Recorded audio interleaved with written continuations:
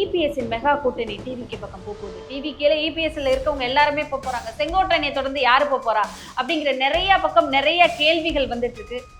செங்கோட்டையன் டிவிகேக்கு போனது டிவிகேக்கு பெரிய பூஸ்ட் தான். பூஸ்ட். ஏன்னா டிவிகேல 50 கேண்டிடேட்டுக்கு மேல கிடையாது. உண்மை இது. இபிஎஸ்ஐ ஒரு இதுல பேசிட்டு இருக்கும்போது விஜய் அவர்களோட டிவிகேயோட கொடி காமிச்சாங்க. அந்த இடத்துல இபிஎஸ்ஐ எதுவுமே சொல்லலையே. அது அவரு சபார்டினேட்டா வந்துருவாரு, நம்ம கூட்டணிக்கு வந்துருவாருன்னு கொஞ்சம் பேர் தானே வந்தாங்க, கொஞ்சம் பேர் செட்டப் பண்ண வச்சாங்க. சபார்டினேட் போல்ஸான்னு முடிவு பண்ணிட்டா அப்புறம் 10 சீட்டு கூட தரமாட்டாரு. ரவீந்திரன் துரைசாமி சொல்றதான் கரெக்ட். கூட்டணி பேச போயிட்டு 10 சீட்டு 15 சீட்டுன்னு சொன்ன பிறகு திரும்ப தனிச்சு போட்டின்னு சொன்னாலும் எடுபடாது. கூட்டணி போயிட்டு திரும்பினா நச்சிருவாங்க. தனிச்சுன்னு சொல்லிக்கிட்டு கேண்டிடேட் இல்லைன்னா கடைசி நேரத்தில் கூட்டணியை பார்த்துக்கலான்னு ரொம்ப பக்காவா அந்த ஸ்ட்ராட்டஜியை விஜய் வச்சிருக்கிறா. தான் நான் பார்க்குறேன். சீமான் 8.3 நிரூபிச்சிருக்கிறாரு. நீ நிரூபிச்சியா? அன்டெஸ்டட் நாட் ப்ரூவ்ங்கிறதான் எல்லாருமே சொல்லுவாங்க.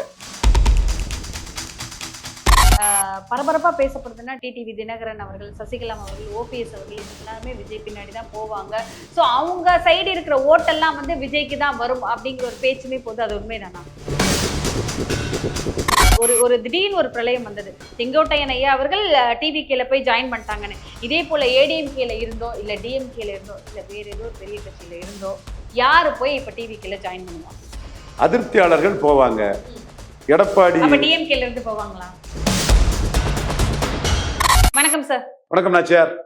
தொடர்ந்து அரசியல்ல பார்த்தா இபிஎஸ்ஸின் மெகா கூட்டணி டிவிக்கு பக்கம் போகுது. டிவிக்கேல இபிஎஸ்ல இருக்கவங்க எல்லாருமே போறாங்க. செங்கோட்டையனை தொடர்ந்து யாரு போறா அப்படிங்கிற நிறைய பக்கம் நிறைய கேள்விகள் வந்துட்டு இருக்கு.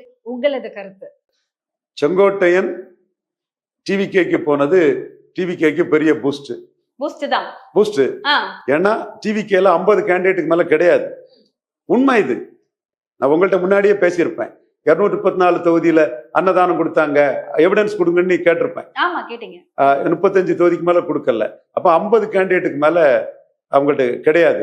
இப்ப செங்கோட்டையன் போனனால கொங்கு பெல்ட் எல்லாம் கேண்டிடேட் வந்துட்டாங்க. சத்யபாமா, பால்பாக்கி கிருஷ்ணன், நசிரியா, அரவக்குறிச்சி, இப்படி பல முன்னாள் இவர் ஜேசிடி பிரபாகரனுக்கு மகன், இப்படி பல எம்ஜிஆர் தொண்டர்கள் அதுல வந்துட்டாங்க. யாருக்காக வந்தாங்க? விஜய்க்காக வந்தாங்களா, செங்கோட்டையனுக்காக? ரெண்டுக்கும் சேர்த்துதான். வெறும் செங்கோட்டையனுக்காக இல்ல. செங்கோட்டையன் நமக்கு அண்ணங்கிறதுக்காக, நம்ம அவர் மேல ஊழல் வழக்கு இருந்ததும் அவர் 2000 ரூபாய் கொடுத்தாருங்கிறதுக்காக நம்ம உண்மையை மறைச்சிட்டு பேச மாட்டோம். கண்டிப்பா. ஏன்னா நிறைய பேர் என்ன சொல்றாங்கன்னா, செங்கோட்டையன் ஐயா போனதுக்கு அப்புறம் தான் நிறைய பேர் வந்துட்டாங்க அப்படிங்கிற ஒரு தகவல். செங்கோட்டையன் தான் அதை இது பண்றாரு. சரக்கு முறுக்கு செட்டியார் முறுக்குன்னு சொல்லுவோம்ல. சரக்குன்னா விஜய், செட்டியாருன்னா செங்கோட்டையன். விஜய்ங்கிற சரக்க செங்கோட்டையங்கிற செட்டியார் ஆட்களை பிடிச்சு விற்கிறாரு. வெறும் செங்கோட்டையன் முன்னாடி யாராவது போனாங்களா? போகல. வெறும் விஜய் கிட்ட ஆதவர்ஜனாலையும் மற்ற ஆட்களாட்டையும் ஆள் பிடிக்க முடிஞ்சதா? இல்ல. விஜயும் வேணும், செங்கோட்டையனும் வேணும், எம்ஜிஆர் இமேஜையும் வேணும். தொடர்ந்து கோபிச்செட்டிப்பாளையத்துல பலமுறை ஜெயித்தவர், சசிகலாவுக்கு ஒரு போட்டியா தமிழ்நாடு ஃபுல்லா இருந்தவர். அதெல்லாம் வரலாறு. நம்ம அந்த காலகட்டத்தில் அவரு கட்சி பிளக்க விரும்பல. சசிகலா வைத்து ஃபைட் பண்ணு நாம தான் சொன்னோம். இல்ல வக்கீல், நான் விரும்பல, என்னால கட்சி அம்மா தலைவர் வளைச்ச கட்சி உடஞ்சிடக்கூடாது, கட்சி விசுவாசமா இருந்தவர் தான். எடப்பாடி தூக்கி போட்டுட்டாரு. அப்ப எடப்பாடிக்கு பாடம் படிச்சு கொடுக்க அவரு அதிமுகல இருந்து ஆளை எடுக்கிறாரு. இன்னும் நிறைய ஆட்கள் எடுக்கிறாரு. ஓபிஎஸ் அணியில இருந்து பேசிட்டு இருக்கிறாரு. டிடிவி அணியில இருந்து பேசிட்டு இருக்கிறாரு. விஜய்க்கும் 234 கேண்டிடேட் போடணும். 50 தான் அவர்கிட்ட இருக்குது. சரி, என்னோட கேள்வி என்னன்னா இபிஎஸ்ஐ ஒரு இதுல பேசிட்டு இருக்கும்போது விஜய் அவர்களோட டிவிகேயோட கொடி காமிச்சாங்க. அந்த இடத்துல இபிஎஸ்ஐ எதுவுமே சொல்லலையே. அது அவரு சபார்டினேட்டா வந்துருவாரு, நம்ம கூட்டணிக்கு வந்துருவாருன்னு கொஞ்சம் பேர் தானே வந்தாங்க, கொஞ்சம் பேர் செட்டப் பண்ண வச்சாங்க. அது விஜய்க்கு தெரியும். சபார்டினேட் போல்ஸான்னு முடிவு பண்ணிட்டா அப்புறம் 10 சீட்டு கூட தரமாட்டாரு. ரவீந்திரன் துரைசாமி சொல்றதான் கரெக்ட். நீங்க பலம் நிரூபிக்காதவரு. கேப்டன் விஜயகாந்துக்கு அம்மா 15 சீட்டு தான் தருவான்னாங்க. அப்புறம் 8-10 நிரூபிச்ச பிறகுதான் 41 கொடுத்தாங்க. நீங்க பலம் நிரூபிக்காத, உங்களால ஓட்டை டிரான்ஸ்பர் முடியாதுன்னு திருநாக்கரசர் சொல்றாரு. சிவாஜி டிரான்ஸ்பர் பண்ணலன்னு ஆதாரம் சொல்றாங்க. வடிவேலு டிரான்ஸ்பர் பண்ணலங்கிறாங்க. ராதிகா பண்ணலங்கிறாங்க. பாக்கியராஜ் ராஜேந்தர் யாரும் பண்ணலங்கிறாங்க. ஆனா விஜயகாந்த் 8-10 நிரூபிச்சுக்கிட்டு டிரான்ஸ்பர் பண்ணாரு. பவன் கல்யாண் 7 நிரூபிச்சுட்டு டிரான்ஸ்பர் பண்ணாரு. பவன் பல நிரூபிக்காத உங்களுக்காக உங்க ரசிகர் பலத்துக்கும் உங்க பிரச்சார பலத்துக்கும் ஒரு 10-15 சீட்டு தாரேன், இதுக்கு மேல என்னால தர முடியாதுன்னு அவரு ஓரம் கட்டிடுவாரு. கூட்டணி பேச போயிட்டு 10 சீட்டு 15 சீட்டுன்னு சொன்ன பிறகு திரும்ப தனிச்சு போட்டியிடணும்னு சொன்னாலும் எடுபடாது. அப்போ அதுல ரொம்ப கேர்ஃபுல்லா ஜான் ஆரோக்கியசாமி வந்து கூட்டணின்னு போயிட்டு திரும்பினா நச்சிருவாங்க. அதனால தனிச்சுன்னு சொல்லிக்கிட்டு கேண்டிடேட் இல்லைன்னா கடைசி நேரத்துல கூட்டணியை பார்த்துக்கலான்னு ரொம்ப பக்காவா அந்த ஸ்ட்ராட்டஜிய விஜய் வச்சிருக்கிறார். அதான் நான் பாக்குறேன். அதுல இன்னர் சைடு உங்க கூட நாங்க வந்துருவோம்னு வெளியே பெரிய ஆளா காட்டிக்கிட்டு உள்ள உங்க கூட வந்துருவோம்னு காட்டக்கூடிய விஜய்க்கு வழக்கமான வியூகம் படி அவங்க வந்து கூட்டணி வந்துருவோம்னு போய் சொல்லியிருப்பாங்க. அதை எடப்பாடி நம்பியிருப்பாப்பல. யார் சீமானே நம்பினார தம்பி தன்னை சிஎம்மா சொல்லிடுவான்னு.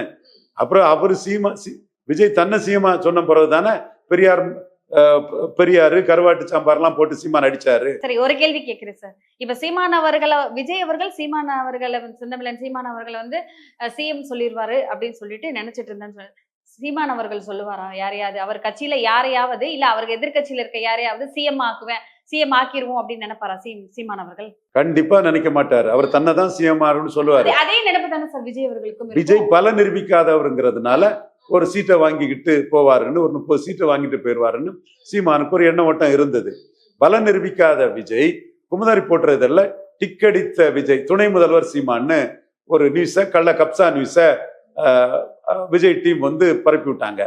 உடனே சீமான் வந்து சொன்னாரு, தம்பி நீ பல நிரூபிக்காதவன், நீ என் கூட வான்னு, நீ வேணா எனக்கு என்ன சிஎம் கேண்டிடேட்டா ஏத்துக்கன்னு சொன்னாரு. ஸோ அதோட அது முடிஞ்சு போச்சு. இதே விஜய் 3 முறை சீமான நேர்ல பார்த்திருக்கிறாரு. ஆனா பார்த்த மாதிரியே காட்டாம இது பண்ணியிருக்கிறாரு. அதே மாதிரிதான் பிரேமலதா அம்மையாரையும் ஏமாத்த பார்த்தாரு. கேப்டன் மனைவி அண்ணன் மனைவின்னு அங்கெல்லாம் போய் பார்த்துக்கிட்டு அவங்க உடனே விஜய் பெரிய ஆளுன்னு சொல்லிடுவாங்கன்னு விஜய் வலை விரிச்சு ஏமாத்திரலான்னு நினைச்சாரு. அவங்க ஸ்ரூடு. அவங்க என்ன பண்ணிட்டாங்க, 26ல தேர்தல் ரிசல்ட் வந்து ஓட்டு நிரூபிச்சாதான் விஜயகாந்தா இல்லையா அதுக்கு மேலையா கீழையாங்கிறது தெரியும்னு அடிச்சுட்டாப்ல. இப்போ டிடிவி தினகரன் பல நிரூபிக்காத விஜயே மதிக்கிறாரு. ஏன்னா அவருக்கு அலைன்ஸ் ஆப்ஷனா விஜய் எடுக்கிறாரு. அதே மாதிரி ஜான் பாண்டியன் நிரூபிச்சாதான் தெரியும்னு சொல்லிட்டாரு. அப்ப சீமானும் நிரூபிக்காத நீ என்ன சபார்டினேட்டா எடுத்துக்கன்னு சொல்லிட்டு, என்ன பிரைமரியா எடுத்துட்டு நீ சபார்டினேட்டா வான்னு சொல்லிட்டாப்ல. இவரு திருமாவளவனும் சிஎம் கேண்டிடேட்டா சொன்னா வாரன்ட்டாப்ல. அடுத்து காங்கிரஸும் 117 117 Selvaperunthagai chief minister, Karthik Chidambaram chief மினிஸ்டர்னு அதுவும் உருப்படாத ஒரு இதா போயிட்டு, இதெல்லாம் உருப்படாம போறதுக்கு காரணம் என்னன்னா, சகாதேவ மாதிரி நம்ம சொன்னோம் 24லே 39 எம்பி கேண்டிடேட் போட்டு ஒரு நல்ல ஓட்டை எடுத்தா அதுக்கு தக்கன நீங்க பேரம் பேசியிருக்கலாம். இப்ப நீங்களே சர்வே சொல்லுது அது சொல்லுதுன்னா ஏட்டு சொரக்கா கறிக்கு உதவாது. சீமான் 8.3 நிரூபிச்சிருக்கிறாரு, நீ நிரூபிச்சியா? அன்டெஸ்டட் நாட் ப்ரூவ்ங்கிறதான் எல்லாருமே சொல்லுவாங்க. இந்த இடத்துக்குள்ள விஜய் ப்ரூவ் பண்றதுக்கு எம்ஜிஆரையும் ஜெயலலிதாவையும் கையில எடுத்து, செங்கோட்டையனை கையில எடுத்து, பன்னீர் வந்தா பன்னீர், டிடிவி வந்தா டிடிவி, இன்னும் அதிமுக அதிருப்தியாளர்கள் வந்த அதிருப்தியாளர்கள், இவங்களெல்லாம் வச்சு 234 கேண்டிடேட் போட்டு ஒரு மினிமம் கேரண்டிக்கான வாக்க அறுவடை பண்ணதுக்கான இதை பண்றாப்புல. வசூல் அறுவடைக்கு நான் ஆணையிட்டால் எம்ஜிஆர், கலைஞர் எம்ஜிஆரை தூக்கிட்டாரு. சரி சார், இதுல இன்னொரு விஷயம் என்னன்னா வந்து பரபரப்பா பேசப்படுதுன்னா டிடிவி தினகரன் அவர்கள், சசிகலா அவர்கள், ஓபிஎஸ் அவர்கள் இவங்க எல்லாருமே விஜய் பின்னாடிதான் போவாங்க. சோ அவங்க சைடு இருக்கிற ஓட்டெல்லாம் வந்து விஜய்க்கு தான் வரும் அப்படிங்கிற ஒரு பேச்சுமே போது. அது உண்மைதானா? அது இவங்களுக்கும் எடப்பாடியை ஒத்துவிட முடியாது. திமுகவில் இடம் இல்லைன்னு சொன்னா இவங்களுக்கும் தலை இல்லை, அவருக்கும் கைகால் இல்லை. இவங்க கைகாலா இருப்பாங்க. தலைவன் இல்ல. ஆமா, ஒரு ஈர்ப்பு சக்தி உள்ள தலைவர் இல்ல. அவருக்கு தலை மட்டும்தான் இருக்கு, கைகால் உடம்பு இல்ல. இவங்களுக்கு உடம்பு இருக்கு, தலை இல்ல. அப்ப தலையை இந்த உடம்புல ஒட்டிடணும். ராகுக்கு எது பயிற்சி சொல்ற மாதிரி சொல்லிட்டு இருக்கீங்க. சோ தலை இல்ல உடம்பு இல்ல அப்படிங்கிற மாதிரி. உண்மைதானே நாச்சியார், யதார்த்தம் தானே நாச்சியார். 234 தொகுதியிலையும் அன்னதானம் கொடுத்தாங்கன்னு சொன்னா 35 தொகுதியில தானே கொடுத்தாங்க. அப்போ கைகால் உடம்பு இல்லைன்னு தானே அர்த்தம். கை கால் உடம்பு இல்லாதவங்களுக்கு இப்ப ஒவ்வொரு இடங்கள்லயும் மாநாடு நடத்துறாங்க. இந்த கூட்டங்கள் எங்கிருந்து வருது? கூட்டம் சாரசாரே வரத கண்ணால பாக்குறோம்ல சார். அது கைகால் இல்ல, அது முகத்துக்காக வரக்கூடிய கூட்டம். அந்த கூட்டத்தை ஓட்டாக்கணும்னா நீங்க கேண்டிடேட் போடணும். அந்த கூட்டம் ஓட்டா மாறாதா? கேண்டிடேட் போட்டா தானே நாச்சியார் மாறும். நீங்க கருத்து கணிப்பு எடுக்கிறவங்களாம் 234 விஜய் கேண்டிடேட்டை போட முடியாது, 50 கேண்டிடேட் தானே இருக்கு. நீங்க 39 கேண்டிடேட் கமலஹாசன் மாதிரி போட முடியாம தானே வெறும் சிஏ எதிர்ப்புன்னு கம்முன்னு இருந்தீங்க 2024ல. போலரைசேஷனை பயந்து கேண்டிடேட் போட முடியாம தானே விக்கிரவாண்டியை ஈரோடு கிழக்கு விட்டு ஓடிட்டீங்க. அதனால தானே சீமான் கோழை நாய்கள் களத்தை விட்டு ஓடிட்டாங்கன்னு சொன்னதும் 10 நாளுகிட்ட விஜய் தூங்கலையா, ஸ்லீப்லெஸ் நைட்டு. அதுக்கப்புறம் தான் அவர் திரும்ப என்ன பதில் சொன்னான்னு சீமானுக்கு பதில் சொல்றாரு.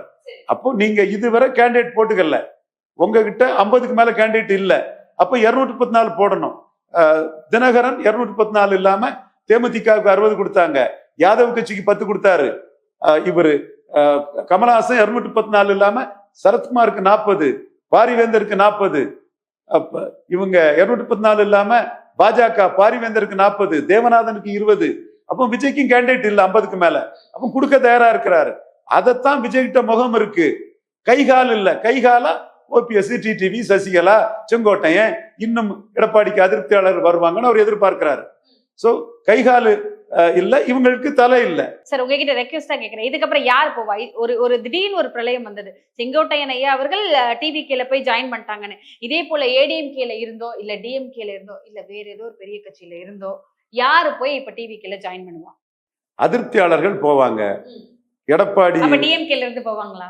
டிஎம்கேல ஒன்றும் பெரிய அதிருப்தியாளர் இல்ல, அவங்க தொடர் வெற்றியில இருக்கிறாங்க. அவங்களும் ஒதுக்கப்பட்டவங்க ஒரு சிலர் போகலாம். மற்றபடி அதிமுக தான் போறதுக்கு வாய்ப்பு. ஆனா எடப்பாடிக்கே 2000 பேர் அங்க டிக்கெட் கட்டியிருக்கிறான். நம்ம அது ஒரு பெரிய கட்சியை பிடிச்சிட்டாரு எடப்பாடி. சசிகலா அம்மையார் இருந்து கட்சியை கவுத்து விட்டுக்கிட்டு ஓபிஎஸ் ஒற்றை தலைமையாக்கி பிடிச்சுக்கிட்டாரு. பிடிச்சதுல 15 கோடிக்கு அவங்க கேண்டிடேட் கட்டியிருக்காப்புல. விஜய் இப்படி போடட்டு எத்தனை கோடியை கட்டுவாங்க?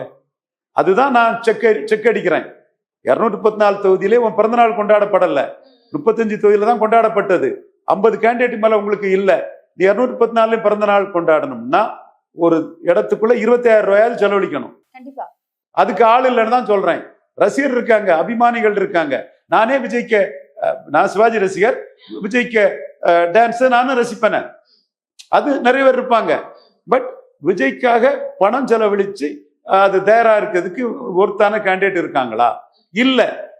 அப்படி இருக்கும்போது அந்த கைகால பில்லப் தி பிளாங்ஸ் பண்றதுக்கு தான் செங்கோட்டையன், அதிமுக அதிருப்தியாளர்கள், எம்ஜிஆர் ஜெயலலிதா அபிமானிகள், இது அத்திக்கடவு அவினாசி திட்டத்துல எம்ஜிஆர் ஜெயலலிதா புகழை மறைச்சு தன் புகழை காக்க நிற்கிறார் எடப்பாடின்னு அந்த அதிருப்தியாளர்கள் கூட்டமும், சாவேக்கு பின்னாடி ஓபிஎஸ், டிடிவி இவங்கெல்லாம் வந்தாதான் 214 ஓடி அடையும். ஓகே, 2026 களம் இப்ப என்ன நிலைமையில இருக்குன்னு நீங்க சொல்றீங்க? திமுக ஜெயிக்கும். 45 விழுக்காடு வாக்குகள் மு.க. ஸ்டாலின் எடுப்பாரு. ஸ்டாலின் வர்சஸ் அதர்ஸ் தான் தமிழ்நாடு பொலிட்டிக்ஸ். 4 முனை போட்டியில திமுக பெரிய வெற்றியை பெறும். திமுகவுக்கும் 2வது இடையில வரவுக்கு இடையில 10 விழுக்காடுகளுக்கு மேல வித்தியாசம் இருக்கும், டபுள் டிஜிட்டுக்கு மேல வித்தியாசம் இருக்கும். திமுக பெரிய வெற்றியை பெறுவாங்க, எந்த சந்தேகம் இல்லை. திமுகவுக்கு கிறிஸ்டின் முஸ்லீம் கன்சால்டேஷன் வரும். சீமானால பிற மொழியாளர்கள் அருந்ததியர், நாயுடு, ரெட்டி இந்த மக்கள் கன்சால்டேஷன் வரும். நாயுடு பாலம் வைக்கிறது சீமான் எதுக்குறாருன்னா ஸ்டாலின்ட்ட தான் நாயுடுகள் போவாங்க. தென் பரையர் கன்சால்டேஷன் வரும். புரோவனியர் போடுறாரு, புரோவிலாள கவுண்டர் பண்றாரு.